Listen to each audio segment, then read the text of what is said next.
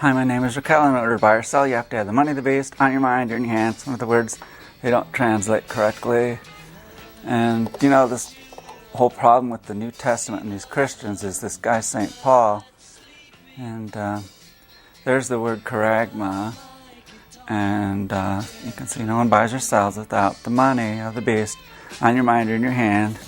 And the correct definition of the word charagma means the impress on the coin or stamped money coin. So there's a lot of things they don't tell us the truth about, but this is a live show. It's July 12th and 9 o'clock Tucson time. It's about 88 degrees out, and we finally broke the 100 degrees. We've had 100 degree weather for almost, 40 days? It's tied the record like 3 times. I think 2005 and sometime in the 90s when we've had a record 40 days of higher than 100 degrees here in Tucson. So today it was something like, I don't know, the high was maybe in the 90s with kind of a lot of humidity. The morning was nice, but anyway, so hope you're having a good summer. Hopefully I'll be out of here for a month, and I won't be back here in the studios until September, so I'm going to skip a month. This is my first talk show here. I'm going to put the numbers up so you can ask me any questions you want, anything, and if you start swearing I'll cut you off. There's my numbers on there, and I've got to get the phone a little bit closer. See if anybody, I didn't tell anybody on Facebook that I'm on live call-in, but maybe next time I will. So what has been big in the news? Oh yeah, Trayvon Martin thing is going to the jury now. And, this stand your ground law and criminals everywhere, it's like there's so many burglaries around my house. Alright, we gotta call it, see what they say. Hello, my name is Raquel. What's your name? Hey, I just wanted to make a comment about the Trayvon Martin case. Okay. All right. Well, first of all, I'm Robert, and I think I would be like the worst juror because I have a lot of common sense.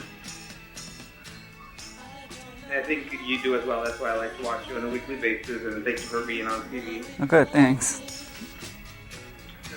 But definitely, I would, and I hate to say this, but I don't think the state proved its case. Are you with me on that one? Yeah, I know. It is a very touchy subject, to be, I have the feeling for these policemen in this world today.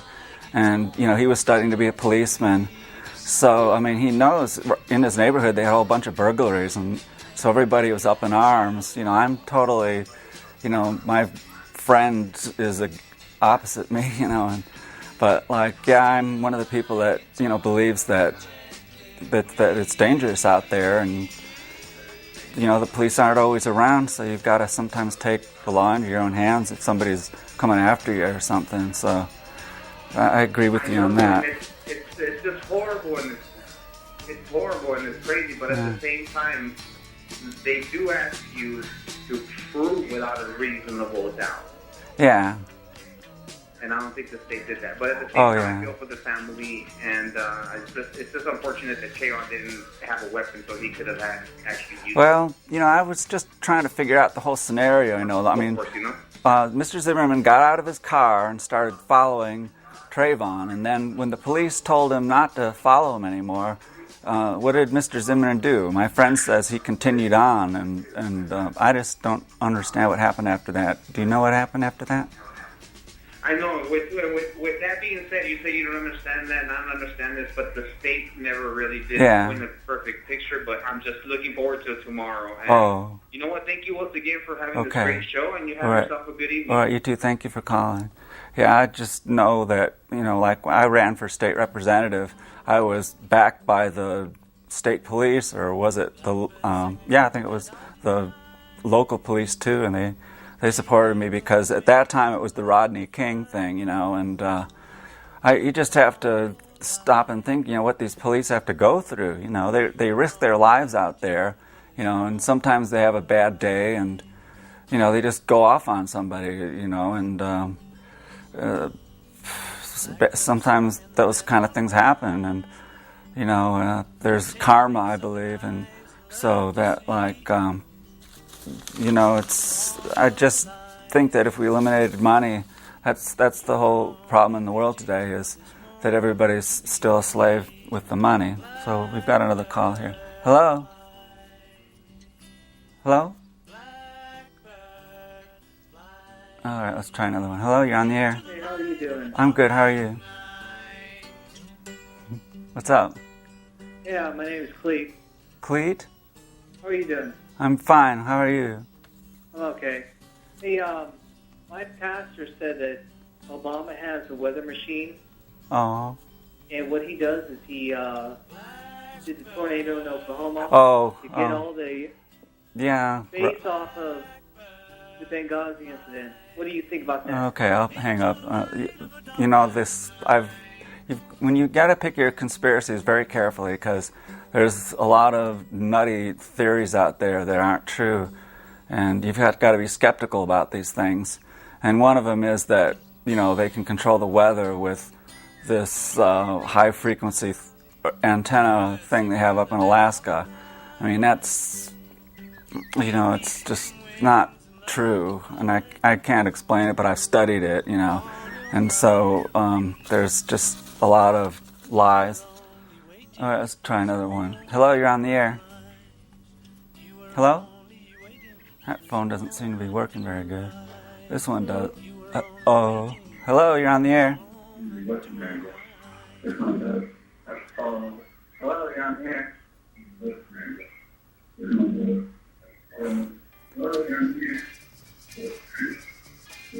Oh gosh, wow, that guy's on mushrooms or something. So anyway, they had these on the front page of the New York Times. These Hasidic Jews are in this field near Yuma, Arizona, and they have to grow this wheat real special for the matzo that they eat. This was June 29th. And, the only reason, it was a big story. They jumped over into this other, here it is. There's more pictures here. And they have to, Yuma's in the southwest corner of Arizona. There's Tucson, where I live, right there. And Mexico is just 60 miles from Tucson. But this matzo down here, they're selling it for a 1-pound box of this Passover matzo costs about $25, and $14 to $15 is just to cover the cost of labor.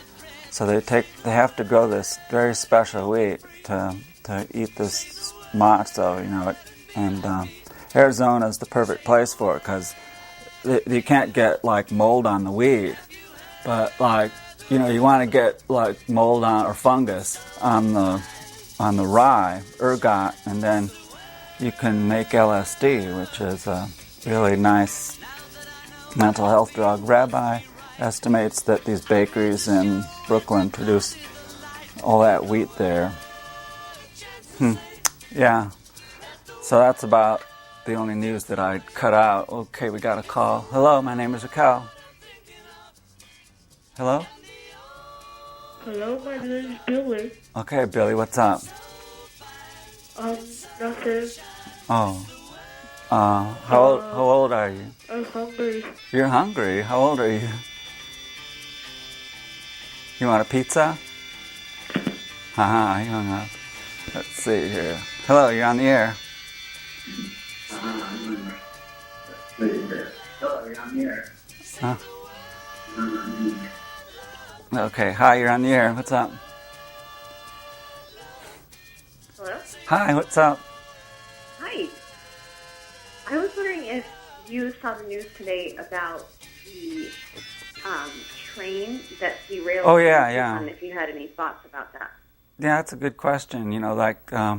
I'm not sure if the engineer, there was a strange fire that happened before that same night, and they left it outside the town. I guess they were changing crews or something, and for some reason or other, the guy said he set 11 handbrakes, but they don't believe him, and the train rolled into town 7 miles, and then crashed and blew up with all this oil on there.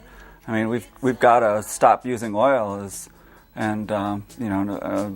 because it's causing all this global warming. Right? I'm sorry, did you say that zombies may have caused the train crash? Zombies? No. I think I'm sorry, maybe I misunderstood. Yeah, the engineer didn't set enough handbrakes, to keep the train from rolling down the hill and into town. But, it was carrying oil, and it's, dangerous. I didn't know it was that dangerous. We've got a train running right through the middle of Tucson here, carrying all kinds of dangerous stuff. I mean, it took out quite a lot of people in that town, turned them into zombies.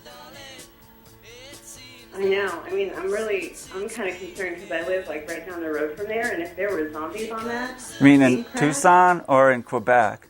Should we be, or wherever that was. evacuating downtown Tucson?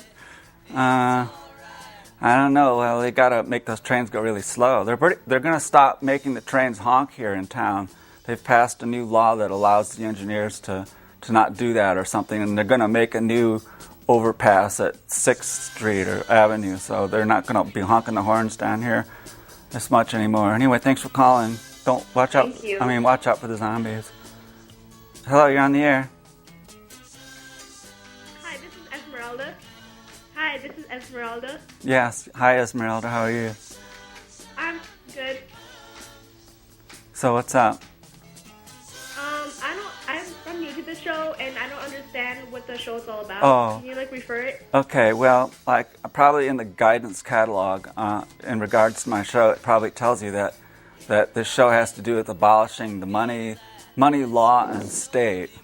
I'm an anarchist, and they mistranslate the Bible. I think that these religious fanatics, whether they're Muslims or Jews, like I showed you in that picture, those Hasidic Jews that are making a big deal out of this matzah. Jesus Christ told the Pharisees to, stop being like this ritualistic stuff. We've got to get real, and, if we don't start taking care of this earth, then it's going to, be really catastrophic when the oceans rise and start flooding all these areas, and there's a lot of people that are unemployed right now. Are you working? Huh? Are you working? Do you have a job? Sorry. Yes. Oh, okay. Well, you're lucky, because some people, they don't have one, and so they can't afford to pay their bills, and like in North Carolina, there's really some crazy stuff going on there. They cut off the unemployment benefits, and they were showing this man, an ordinary middle-aged man that's going to end up with no way to pay his bills or anything, And I just don't know how much longer people in this country are going to put up with the way things are, because, it's not sustainable the way we're living. And we're using up all these resources and causing this global warming, which is causing all this crazy weather and everything all over. It's not some crazy antenna array they have up in Alaska that's causing this. This is from burning up too much fossil fuels that they were underground, and now they're pumped up and burned up, and all that stuff goes in the air, tons of this chemicals and everything, and it's making the atmosphere like a greenhouse. And so when the sun shines on it, it's like, a greenhouse gets all hot, and that's why, that we're having all this crazy weather. And if you've looked at these charts, I've got them on my website here, that about global warming, and you can see that this carbon monoxide is just really shot up, just like the world population. And so the way we're living is not sustainable unless we change the way we're living and stop corrupting the earth with all these poisons and chemicals, and living. Part of the problem is the way we live. The way that we're living in these little boxes. And it's not communal. Like the Native Americans, they took care of each other's children, and it's like they say it takes something to raise it takes a community to raise a child or something, you know, that slogan they have. And, you know, it's like, there's just way too many people, but like, you know, they have to realize that unlike India or some of these other places, they don't have social security over there. So in order for the parents to have somebody to take care of them when they're older, they have to have some children, and so they produce as many children as they can. Hopefully one of them will strike it rich or get a good job or something, you know, and be able to, you know, that's, you know, but if we stopped eating meat, there'd be plenty of corn and soybeans that we could feed everybody. I mean, we could manage things, but it wouldn't be, we couldn't, I mean, not everybody's going to be able to own a car, and I don't think everybody should even have a refrigerator, or, you know, make smaller appliances because it won't use as much, you know, iron and stuff, you know, and natural gas. And, you know, if everybody had like a communal kitchen, you know, like a lot of these restaurants we have today, like McDonald's and Burger King and that fish and chips place, that Long John Silver's, they've got really unhealthy food. And so, like, you know, and all these people that are working there, you know, that for bogus wages, they're like slaves. So half the people in the United States work at these unnecessary jobs or these unhealthy jobs.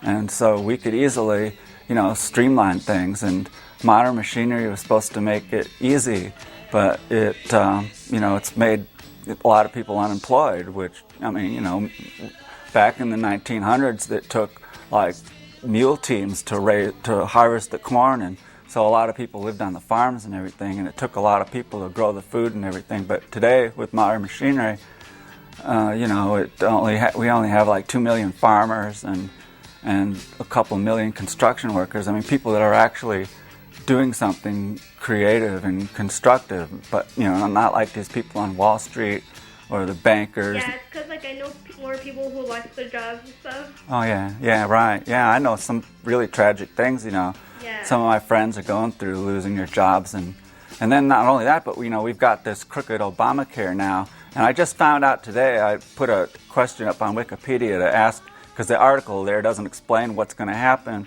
if, you know, how are they going to collect this tax? You know, are they? Because like the economy is going up and everything, and like it's getting crazier. Yeah, it is. It's like Monopoly. You know, they play these games on Wall Street and make a lot of money by flipping properties around, like with these programs they have. And they're not producing or creating anything, and yet these people have, you know, $60 million homes on Long Island. You know, and because they know how to manipulate computers and play these games with money. You know, and Jesus Christ upset the tables of the money changers, and that's what we need to do today. Yeah, because I went to this White Pine Top. What was it? And like the White Mountain. Oh yes, that's what I thought you said. Yeah. Oh, you went to the casino up there? No, it's not like the casino. It's like I went through the thing because like we're supposed to buy a land from there. Oh yes. We want to like travel. Oh okay. And there's like so many million houses. I'm just like, wow. It's like so amazing. Oh wow, yeah. You know, I've never really been up there, but one of my photography friends on the internet goes up to the end of the rim there. You know, right on the edge of the Mogollon Rim, and he must have a Jeep and know his way around because I've seen those dirt roads going through there, but. Yeah, you know, I mean, even Mount Lemmon, they're building these $600,000 cabins. I know, it's crazy. Like, there's houses that are in the woods that are so amazing. Yeah.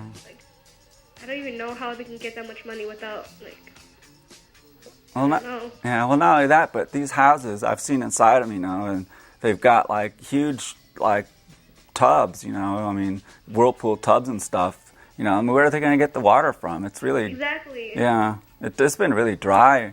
You know, Tucson is like in a drought. You know, and these monsoons aren't like they used to be. We just had a big thunderstorm that just like wiped out our TV, like bills, like the internet and everything. Where was it? Like today, you mean? Yeah, like earlier today. Oh, near 3 Points? Mhm. Oh yeah. I've seen that on TV with the floods going through. We haven't had a decent rain. I can't remember around here. You know, where like the whole streets flooded, and I took a picture of one the last time I seen it, but it's been a long time, It's like this, I was saying that the global warming making everything pretty crazy. Anyway, I'm listening to some old Beatles songs here. I don't know if you've ever heard them before. Have you ever heard Rubber Soul by the Beatles? 1967 or so? Yeah, I've heard of the Beatles, but I haven't heard of them lately. Like, not a big fan, but like I heard of a couple songs. Yeah. The whole album. Yeah, I just wondered if any of my listeners grew up with their mothers listening to this. When I grew up, my mom listened to country music. Oh yeah, me too. My mom loves country too. Yeah. So I grew up listening to like Johnny Cash and trying to think of some of the others. Merle Haggard. Proud to be an Okie from Muskogee. We don't take no trips on LSD. I remember listening to that. It was so funny because we were taking acid, back then in high school. Anyway, thanks for calling. God bless you. All right. So, anyway, we've got no more real news stories except like the Gospel of Eliminating Money, which is a bunch of quotations from famous people who believed in eliminating money that I've put together. I came to Tucson like in 1980, and January 1st, 1980, and I was living in my Volkswagen van, 1970 Volkswagen van, and I started doing research at the University of Arizona in regards to famous people who believed in eliminating money. So, I got like Bartlett's quotations, and I looked through there to try to find some quotations about money. But then I also found them other places and read a lot of books, like in Goethe's Faust, the treasurer invents this paper money, and Satan is so happy to have the money. And like I said earlier, that Jesus Christ said, you can't serve God or money. You'll either love the one or hate the other, or hold to the one and despise the other. Well, what happened to all the calls? Nobody's calling anymore. Maybe they don't like this music. I'll change it up. Let's see, what should we put on? I'll just skip this one.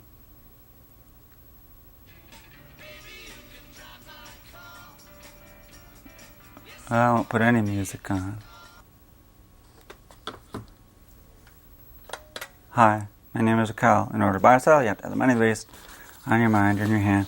Well, we can talk about the 9/11 thing then. And like this World Trade Center building number 7 came down. A lot of people don't realize that on 9/11 they had 3 buildings come down, and they came straight down, like a controlled demolition. And not only that, but like if you look at the debris pile, there was nothing there. It was just steel beams. All that stuff was pulverized. Like you can see the mushroom cloud. There's like ground zero from the World Trade Center. That was pretty pulverized. There's like a crater there, where they had a bomb, and then they had this molten steel, and fires don't melt steel. So, people, Google this building 7, World Trade Center 7, and look at some of these videos. Like I've shown you, this building just came straight down later in the evening on 9/11, and they have video of it coming down, and they even had warnings about it. So, and they had a man named Jennings. What the heck was his first name? He worked there. He went in there and he heard these explosions, and he got trapped in there, and somehow or other he got a message out to his buddies, and they rescued him from World Trade Center Building 7. All right, let's get another call. Hi, my name is Cal. Hello? Oh, they're not there. Hello? Hello? Hi, how are you? Hello? Hi, what's up? Hi, I was just wondering, you were talking about music a little bit ago, and Yes. I was wondering, did you ever get a chance to go see the Grateful Dead play? Oh, yeah, I did. Yeah, first time I seen him was in Evanston, Illinois, and we snuck in the back door, and And then I saw him in Irvine, California, which was really good because everybody from Los Angeles went there. But that wasn't too long ago. In fact, I've got it on my iPod here. That's awesome. And it was a really good concert, and because they were playing for all the people from LA, and there was always a lot of acid at those concerts, and if you wanted to buy acid, you'd go to there. And it used to be like you could go to Bonnaroo and get acid, and and I don't know how it is now, but like in the 90s, it was real. Well, before the 90s, it was real popular, and then they busted these two guys that were making it all, and one of them is right here in this jail. His name is William Leonard Pickard, and he's got a Wikipedia site, but he's right there in the federal prison. He's got 2 life sentences because he was making like millions of hits of acid and selling them on sheets. You could get a sheet of 100. Like if you went to San Francisco, you could get them for like $60, and people would sell them down here for about $125. And then you'd break them up and sell them for maybe, I don't know, but like there used to be a lot of it around, and it was mostly this blotter acid. And now there's a lot of this liquid stuff around, and you can get blotter paper, like where am I thinking you can get it here in town, but I did, or you can, and get a little eyedropper and put it on there, but like I also, it's like people grew up like in the ancient cultures that like they think the Elysians in Greece, they had some kind of religion there. It was like a pagan religion, and they would drink some kind of elixir, that made them have trances and get to be close together, and like on acid you experience like molecules, and you realize that you're just a part of this whole air, it's like air and fire and water, and you like if you go to the ocean and you're tripping on acid, you just realize, how monumental this is. The waves have been going in and out for millions of years, and they've shaped, the rocks and everything. It's like this world is really a miracle, and we're lucky to be here. I don't believe that there's people on other planets. I think that this phenomenon that we have here on Earth is a very unique thing that like only happens maybe once in a lifetime, even over billions of years. Like it took 3 billion years for simple cells to form into sponges and things, and then like I don't know how many more billions of years until humans became on the Earth, and which is only like a real short time. So, the intelligent life has been on this planet for only like a fraction of the time that this planet's existed, and you got to be the right distance from the sun. And I read a book. It's called Rare Earth, and I can't remember who did it, but I've got a web page about it, and it tells you like all the contingencies that is necessary in order for there to be life. And of course you've got to have water, and like I said, it took billions of years just for sponges to evolve, and so the chances are that there's other people on other planets. And then not only that, but like the idea of colonizing another planet is pretty stupid too, because like who would want to live under a bubble? I mean, it's like that movie Under the Dome, and I've heard that like that guy that wrote that book about it, Stephen King, has said that the dome is a symbol of the Earth, and I guess, I don't know, I watched it once and it was kind of crazy. People were not acting normal, and I guess maybe they were like claustrophobia or something, or some kind of insecurity you have when you're like in a dome or something, I don't know. But, Stephen King kind of a weird person, and I don't think, some of his stuff is weird. But they should put more things up, like, you don't hear much about this Kennedy assassination, and it's going to be 50 years in November 22nd this year. So, like, the people in my generation, that was the big conspiracy theory, but now it's like the 9/11 thing. And, I pick my conspiracies carefully, and I've studied them. That's what I did when I first came to Tucson. I came to the university library, and I camped out in my Volkswagen and over by Himmel Park, and I even had a dog with me. And I let him run around, back, like I said, in the 80s, and that's the way it was back then. You could never get away with that now. In fact, they paved that whole area back there and behind Himmel Park.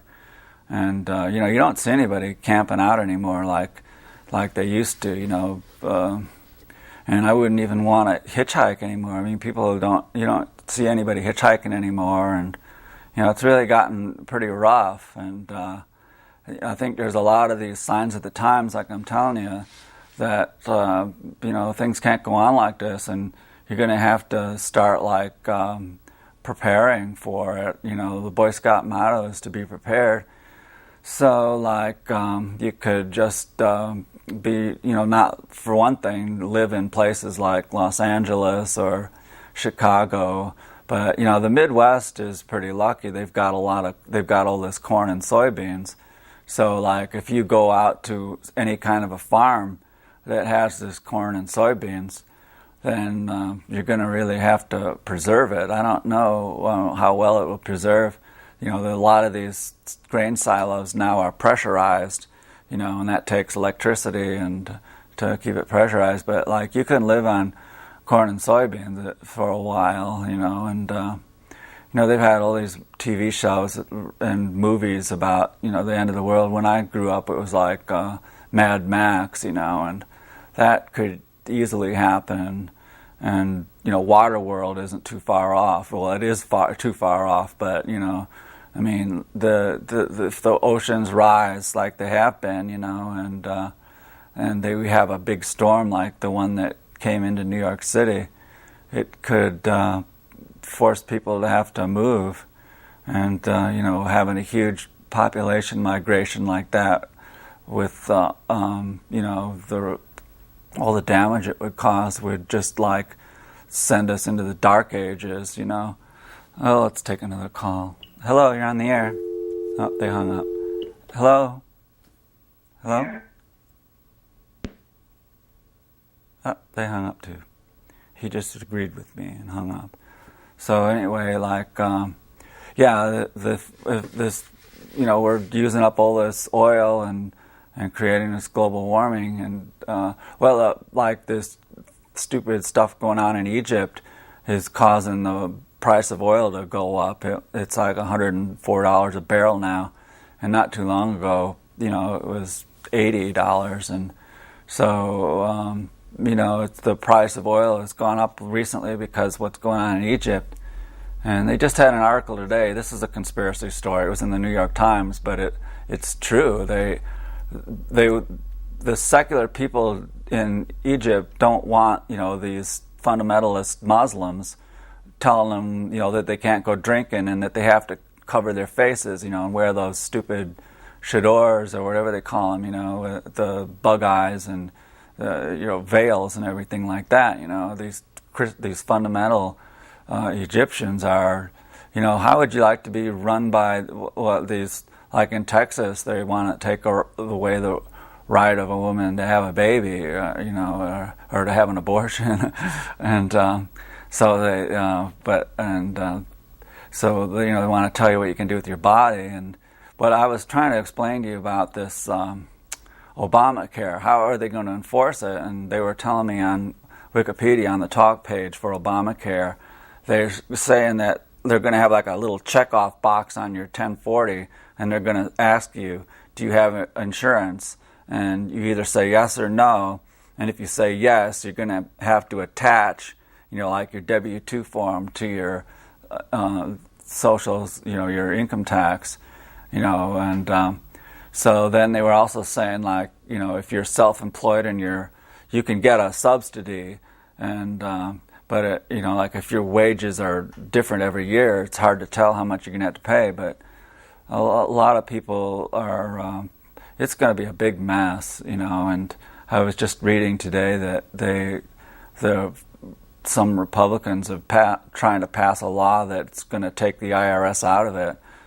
It's like when you apply for this, like if you go to the hospital, they're not going to turn you in if they find out that you don't have insurance, and the doctor won't turn you in either. It's all going to be on your 1040, and you can check yes or no, and if it's no, then if you have TurboTax or something, it'll calculate how much you have to pay, and it's like 1% of your income is going to have to pay for your health care. And not only that, but like I was looking on, how much it's going to cost, and it'll cost you, I think, like $400. What is it? I don't know. I think it's like $400 a month, maybe. I don't know. I shouldn't say, but it's been a big worry for me. I mean, like, we're one of the few industrialized countries, if the only one, that still does not have universal health care, and so, like, a lot of people smoke cigarettes too, and these people that have to take, penicillin and some of these other things, like if the electricity goes out for a long time, that penicillin has to be refrigerated. So I don't know, like, I wonder what they did during Katrina. I don't know if you were, well, I guess they had, they could get out of there, but like, if this some reason or other the electricity goes out and they can't get it back on, they had a show about that on TV. Some magnetic pulse took it out, and those people were living in Seattle. Jessica Alba was in it.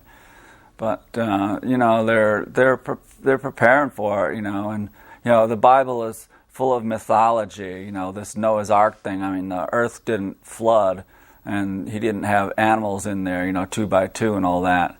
But, the whole story behind that is, the whole metaphor is like, be prepared, if you see the signs of the times, like, it's my friend who was telling me about it today, but, in the apocalypse, there, or wherever they talk about it, but like, the signs I'm talking about is like, this global warming and like people out unemployed. Well, she was talking about the price. It says in the Bible that a bushel of wheat will cost you denarius or something like that, and when, if drought happens, like this Ogallala aquifer that we're pumping all the water out to grow all this corn to feed these pigs and cows, almost all that corn they grow in Nebraska and Kansas and Texas Panhandle and every place else, the sorghum and all that goes to feed these pigs and cows, and people can eat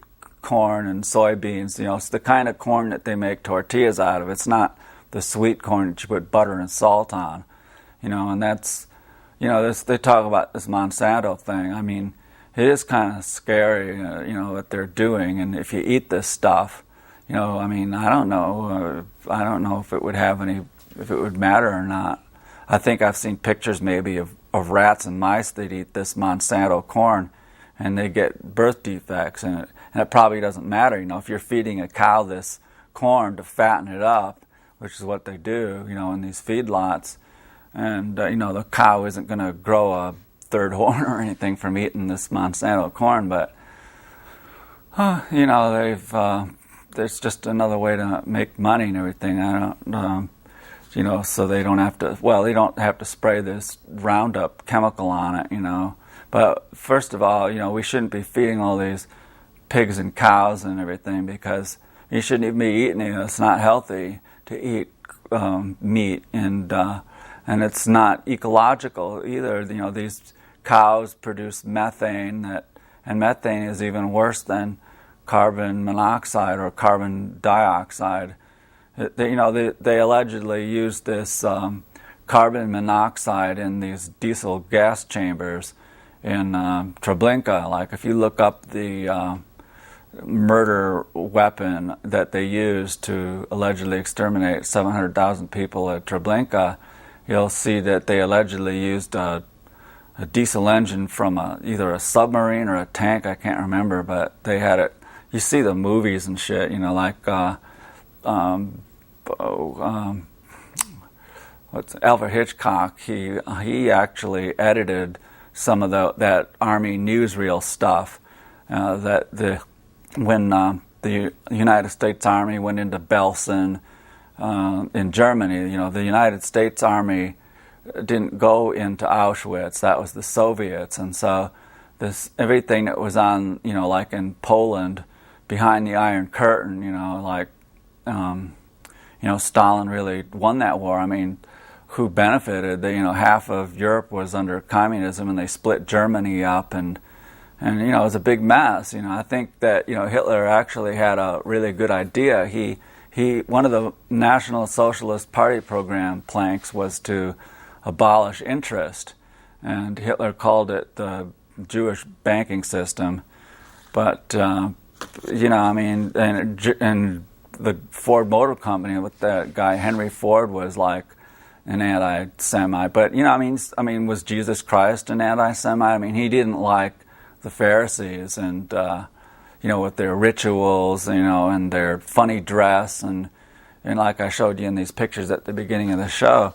This is like, if you read, it's in chapter 10 of the Mein Kampf, and Hitler talks about when he first saw the first Jew he ever saw in Austria, wearing, the black thing and the side locks and the hat and all that stuff, and he couldn't tell whether they were Germans or whether they were some other alien culture that infected the body politic or whatever, with their usury and all this other stuff, to make people slaves. I'm in the real estate business, and you can see what this interest does. I mean, like for 3 or 4 years or even longer, if you got a 30-year mortgage, you're just basically paying the interest on it. You haven't paid down any of the principal. So by the time, if you buy a $100,000 house down now it's like 3% interest or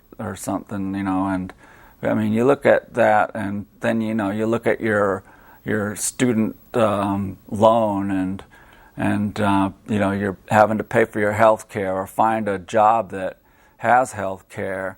It's like when you're young, you don't worry about it, and when you're young, I think that if old people were still fertile, I mean, it would be useless anyway, because I don't think there's that many old people that would want to have any more kids. I mean, you're young and foolish, and you get some girl pregnant and then you end up marrying them, or you don't marry them, and you're not working and you can't make the child's payments, and I mean, it's just and then you get older, and then you have all these problems like you see on TV, especially these Cialis commercials. I really enjoy those. They show these couples in love, and it's just so wonderful, this feeling of love, and then you buy this Cialis in order to experience it more. They have some pretty good commercials. They have another one I really like is this one, I don't know where they are, but it's a beautiful lake, a real clear lake, and you can see all the wonderful cottages, and there's no waves, and it's like, I don't know what it's for arthritis. They show this woman, her hair's, you can tell, but they don't give a close-up, but you can see that her hair's been dyed blonde, but anyway, but I mean, she's got a nice house along the beach in this beautiful lake somewhere, like those Finger Lakes, and I don't think they're like the Finger Lakes. I can't figure out where the heck this could be, but it's in that commercial for,